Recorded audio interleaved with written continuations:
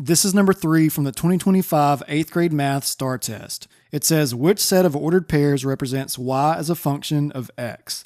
So whenever we're looking at ordered pairs and we want to see if they represent a function, we're going to look at if the x values are repeating, okay?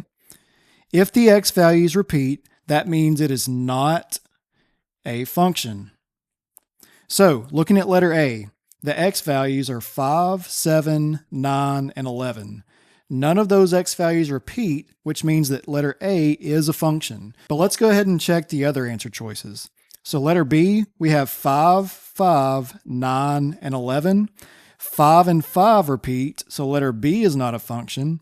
And then for letter C, we have 16, 8, 8, and 4. Once again, we have 2 8s that repeat, so letter C is not a function. And then for letter D, we have 5, 7, 9, and 9. The 9s repeat, so letter D is not a function, which means we're going to go with letter A.